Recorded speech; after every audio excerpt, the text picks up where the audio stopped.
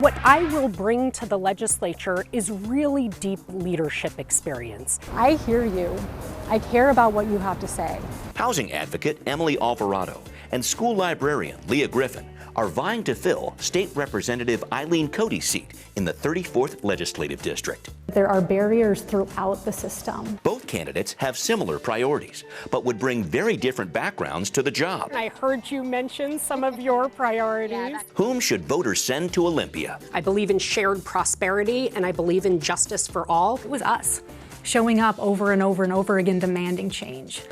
The race to become the 34th District's next state representative. Next on City Inside Out.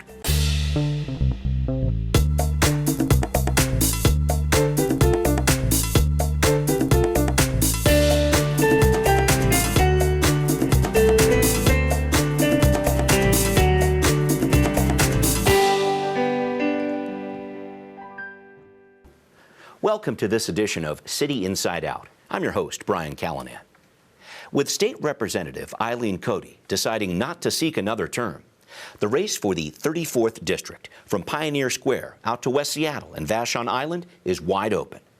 Emily Alvarado, an affordable housing advocate who used to work for the Seattle Office of Housing, was the top candidate in the August primary, earning more than half the vote. Her opponent is Leah Griffin, a school librarian who overcame her own personal trauma to help create state and federal policies on sexual assault. It's a choice between a candidate who's worked inside local government versus one who's pushed from the outside in a 34th district that's primed for new leadership. I live a few blocks away. Emily Alvarado started talking to neighbors across West Seattle and beyond when another neighbor, State Representative Eileen Cody, decided not to run again this fall after 27 years representing the 34th Legislative District. What I will bring to the legislature is really deep leadership experience. Alvarado is vice president of a national housing nonprofit. She's a longtime affordable housing advocate who served as director of the Seattle Office of Housing from 2019 till last year. I, Emily Alvarado. Alvarado says her work inside and outside local government is exactly the experience the 34th District needs. I've spent my entire career in public service, fighting to improve the lives of working families and to build healthy communities. Alvarado was the top vote getter in the August primary, earning 54% of the vote.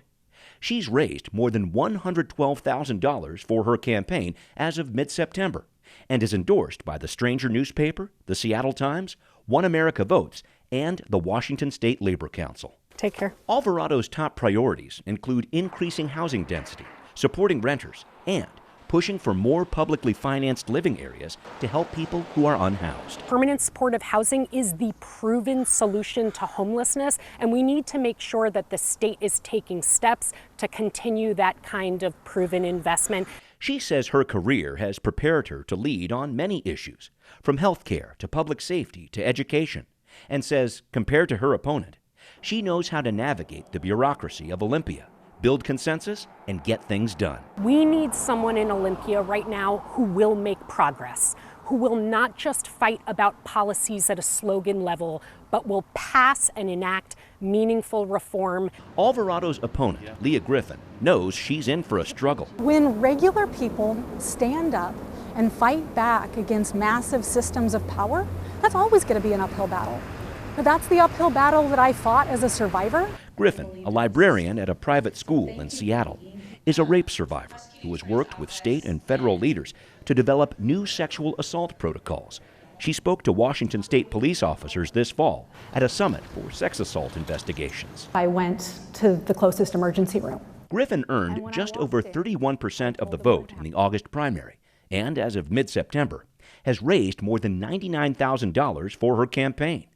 She's endorsed by Pro-Choice Washington, the Alliance for Gun Responsibility, the online publication The Urbanist, and AFSCME 28, a union for state employees. I hear you. I care about what you have to say. Griffin says she's tuned in to the personal stories of people in the 34th District and says her top issues include protecting abortion access, building affordable housing, and dealing with a growing mental health crisis. We have a huge deficit of mental health care practitioners in the state, and there's a lot of work to be done to make sure that we're shoring up that workforce so that everybody can heal from their trauma. She calls her opponent a government insider. This bill is an important next step. But Griffin says with her advocacy background, she'd join with her constituents, if elected, to make change happen. Those regular people, those workers, don't always have a voice in Olympia, and I want to be a person that makes sure to prioritize their voices. I took that advice and had increased PTSD because of that decision. It's a librarian with a compelling story of overcoming trauma, up against a housing leader with a compelling record within local government. It's time for voters to make the choice on some new leadership for the 34th District this November. And here they are, the two candidates for State Representative, Position 1 in the 34th District. For Pioneer Square out to Vashon Island, we're talking about Emily Alvarado and Leah Griffin. Thank you both very much for being here. Had a coin flip before the show, and we're going to start with Emily. If you wouldn't mind an opening statement, keep it to about a minute. Great. Well, I'm Emily Alvarado, excited to be running for the state legislature in the 34th. I'm running because I believe that everyone should have access to quality, affordable housing, health care, child care, and education in a safe, thriving community. I believe in shared prosperity, and I believe in justice for all. And I've spent my entire life in public service fighting for just that. Most of my life, I've worked on creating more affordable communities, creating affordable housing, early learning facilities. I'm a former Planned Parenthood organizer and have fought for reproductive justice. I'm excited to be able to bring experience, leadership, collaboration to the state legislature. And okay. I'm excited to get the support of the district. Okay, thanks very much for that. Leah, if you would, an opening statement, please. Keep it to about a minute. Yeah, my name's Leah Griffin, and I'm a school librarian is my day job. And I love teaching information literacy and getting books into the hands of kids. And I had an experience where I encountered a systematic barrier in the healthcare and criminal justice system after being sexually assaulted, and have worked for the last near decade to reform those systems. And when I got to Olympia, I saw a lot of people in the inside, a lot of people with connections. And survivors, we didn't have a lobbyist. We didn't have that infrastructure in place. It was us showing up over and over and over again, demanding change. So I'm running because I think we need more people in Olympia that are going to prioritize the value of lived experiences of everyday people. And I am enthusiastic about being that voice. Okay, thank you very much both for that. So looking at this, you're both progressive Democrat candidates. I think it's safe to say that. And in the district you're trying to represent, the 34th District Democrats have endorsed both of you. So I wanted to make sure I did this with you. Help us out. What should voters know about how you're different from your opponent? I'm sure you've heard this from a few voters too. Mm-hmm. Leah, you first, please. I think probably the big difference between Emily and I is that Emily's had years of experience on the inside of city government, was in charge of housing and homelessness in the city of Seattle, and has that Rolodex and backing from establishment players. Mm-hmm. And I'm a scrappy outsider. I'm just a regular person. I'm a survivor. I'm a teacher. I'm somebody who said this isn't good enough, and showed up over and over and over again demanding change. I believe in grassroots advocacy. I believe in the power of everyday people. And that's what I would say is the biggest difference. All right, got it. Emily, your thoughts on that? How are you different from your opponent in this race? Yeah, well, I think I bring a track record of experience and real leadership on some of the biggest issues facing our communities: affordable housing, early learning.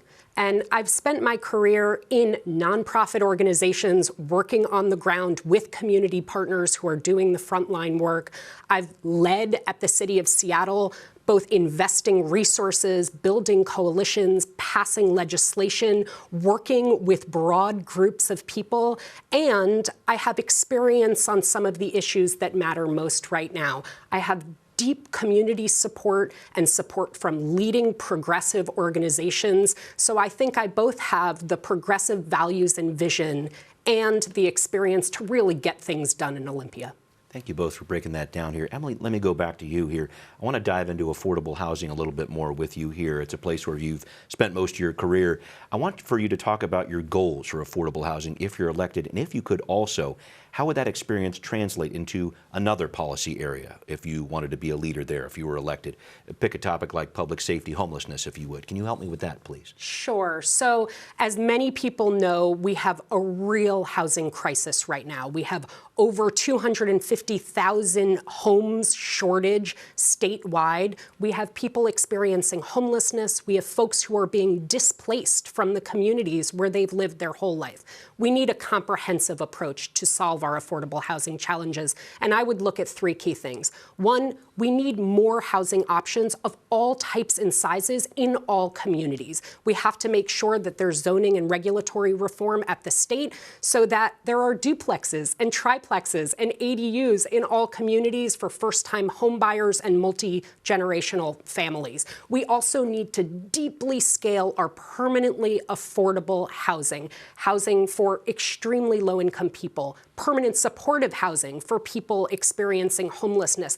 These are proven solutions, proven humane and cost-effective solutions. And at the state level, I would not only advocate and seek to get more resources, but to have policies in place to spend those wisely. Could I jump in real Yeah, quick? please. I know this was a big argument with the state legislature this past session here, this idea of the state preempting some local authorities like cities when it came to zoning regulations. Do you have some thoughts on that? Is that something the state should do? Yeah, I mean, I think we have to have a partnership between the state and local governments to really take action. Right now, we see that housing impacts more than beyond a single city. The decisions that a city makes impacts neighboring cities. It impacts the state. So I believe the state has to take action to make sure that we're meeting baseline goals and then ensure that cities can go farther to do more. Got it. I'm going to come back to you with that, how your experience in housing is going to help with other policies. But Leah, please. I just want to sneak into this conversation that when the state passes a missing middle housing bill that allows for duplexes and triplexes and gets rid of some of the zoning restrictions, they're also sticking up for property owners who are being denied by municipalities the right to use their properties the way that they want to. So I'm also hugely supportive of Bateman's bill and hope that we can change zoning laws in our state to make sure we can build more housing and solve this crisis. Thank you for that. Let's get back to this idea. And Emily, let me have you continue here. How you're experiencing housing translates to another topic area here. I threw out homelessness, I threw out public safety, but please choose one that you think adapts to that well. Sure. Well, there are so many. One thing that I'm really passionate about is making sure that we have complete communities. And housing and child care really fit together in making sure that working people, all people, have their basic human needs met. We've seen really strong models come out of the state legislature where we create housing alongside new early learning facilities. We have some of the greatest shortages of slots for early learning in the country. And as a working mom, I totally know that working families need access to childcare and early learning. That's critical for families. It's critical for our economy. So I think we have to take a really proactive steps at the state legislature to not only create more subsidy for early learning and childcare, to stabilize and support early learning providers so that there's workforce growth, retention, good wages, and then also make sure we're building more early learning facilities that are culturally competent in all communities. Thank you for that. Leah, let's dive into this question. You've talked about your experience as a sexual assault survivor. You've been a successful advocate in that field, and you've pegged reproductive health as a top issue. I know that. I want to talk about some of your goals on that front to begin, and then how that might translate into one other policy area, please. Yeah, so I actually have been fortunate to be able to work in a variety of subject areas because of my experience. I've worked on law enforcement training. I've worked on healthcare access. I've worked on reproductive access, and it all intersects. And that's part of why what makes me a strong candidate is that I recognize the intersection of all of these issues and how everything plays off of each other. When it comes to access to reproductive health, now that Roe has fallen, we're going to see a 385% increase in pregnant people coming to the state to seek abortion health care. And as safe as we like to think that we are in Washington, we're, one, only as safe as our next election.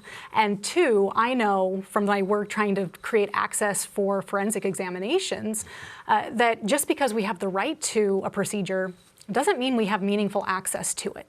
So Washington has a lot that we can do. I think that we need a constitutional amendment to ensure abortion access. I think that we are past time to pass the Keep Our Care Act, which I serve on the coalition for. I don't just talk about it. I'm in the field doing the work on that piece of legislation right now to make sure that we can prevent discriminatory hospital mergers that limit abortion access, gender-affirming care, and end-of-life care. We need to make sure that we're especially providing funding for people that are most marginalized in our communities, because as appointments fill up, it's going to be people in rural communities, poor people, people of color, gender non-binary people that have the hardest access to these procedures. And then we also need to regulate crisis pregnancy centers that are going to pop up at the border. They're going to try to trick pregnant people into not receiving the health care that they need. We have work to do there. Okay. And on top of that, we also need to think about medical training. Other state schools are going to cease training medical practitioners, and we need to pick up that slack here in Washington. Okay. So I hope those are 5 or 6 points. No, I appreciate all of that. Thanks for diving into that. I wanted to make sure we covered some other ground too, because I think it's important to look at the 34th District. It's changing. There's some new boundaries there. When you talk about Pioneer Square, Soto, South Park, Vashon Island, and we're talking about new leadership here. Eileen Cody stepping down after 27 years in the role. Considering those things, Emily, maybe I'll start with you here.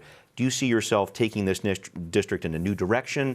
Do you take it in the same direction Representative Cody has been taking it? How do you describe that, please? Could you start here? Yeah, well, for me, what I would do is I would continue to meet and advance the progressive values of the district, because it is a district where people want us to be bold, to be visionary, to take on the long-term big challenges we face, like climate change and racial equity and transportation and housing. We have a district who wants us to be real leaders, and I'll follow in that vision of strong leadership. I also think that it's time to bring fresh community connections, new coalitions, and new experience to the legislature.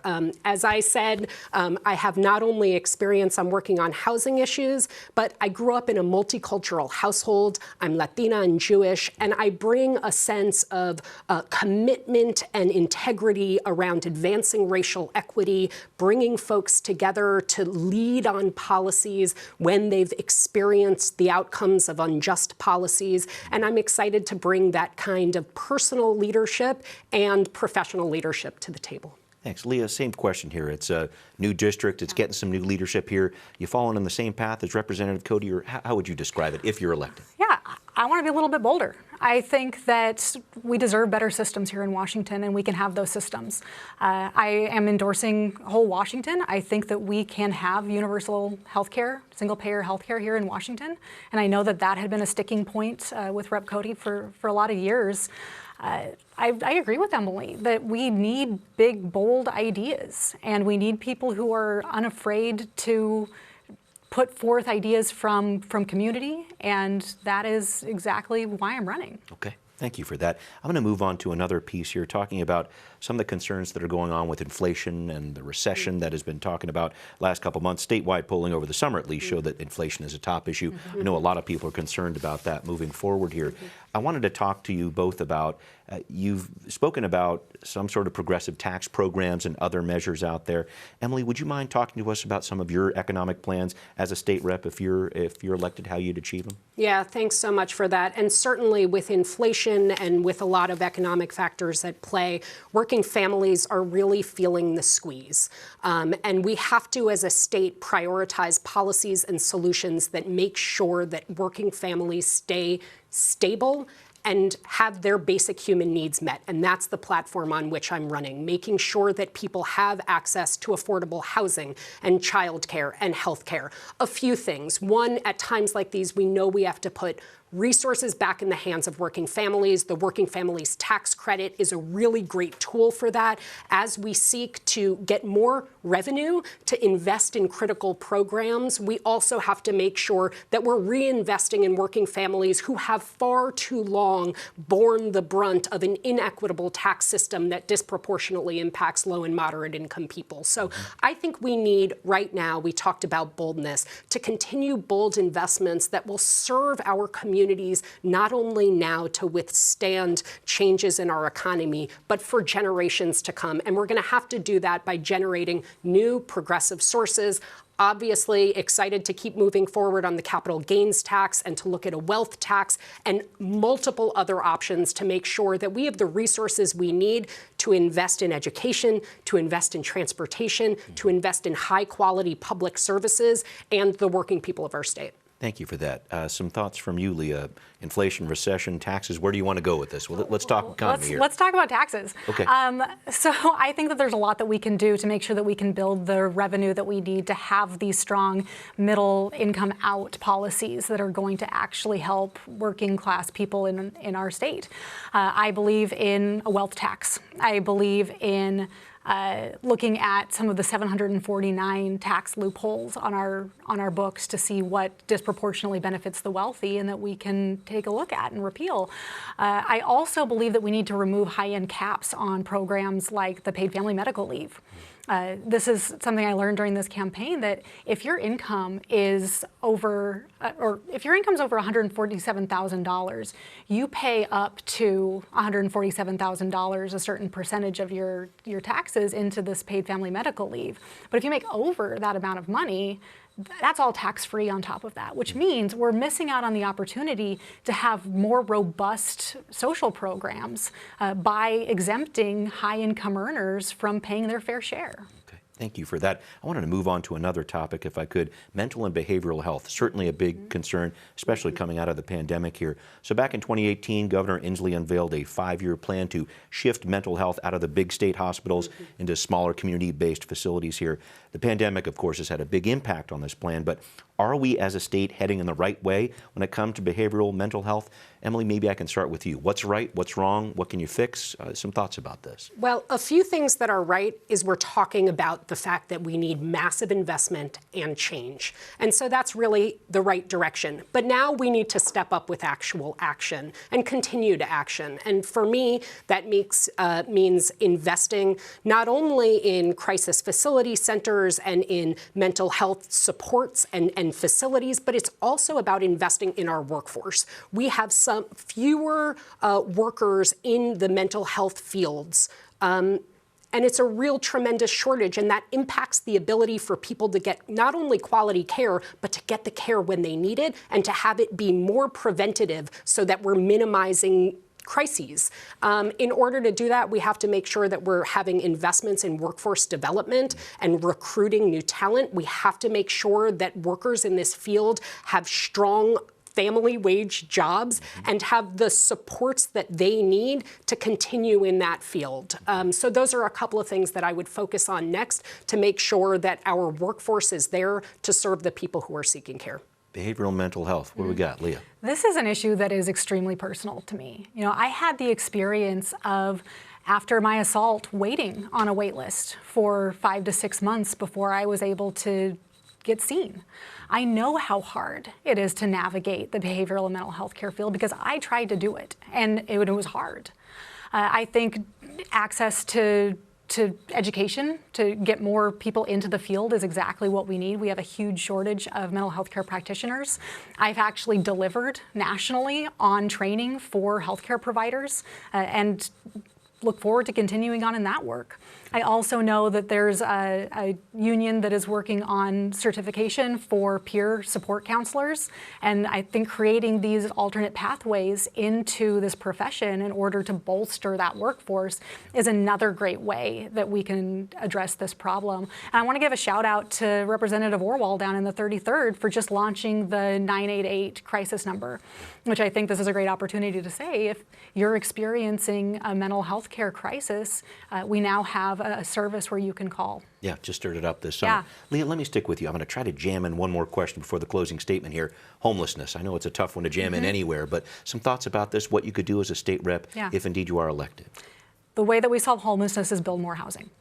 That's what we need to do, and I think Emily and I are going to agree on that. We have a housing crisis, and it's easy to point at other causes and to blame the people that are struggling for their position, but at the end of the day, we're 250,000 units shy of having enough housing for people to live. And so to turn around and blame people for not being able to access housing in a market where it doesn't exist for them, I don't think it's fair. So I think what we need to be doing as a state is building more housing. Okay, Emily, some thoughts on this, please? Yeah, absolutely agree that we need more housing, but people have been experiencing homelessness now because of our housing crisis for so long that we also need some targeted housing solutions like permanent supportive housing. Housing that combines and provides services as well, behavioral health services, mental health, chemical dependency, and addiction services, to make sure that people who have been suffering on the streets because of our inaction can not only move inside, but have the supports that they need to have strong, thriving lives. I would make sure, because I have real deep expertise in how to fund and create supportive housing, I would make sure that the state's doing it effectively and efficiently to combine the resources necessary to not only support building the building, but to support providing the services and paying for the incredible staff who work on site to support people who are experiencing homelessness. Thank you very much for that. We need to get this last statement in here. And Emily, you're first. Please keep it to a minute.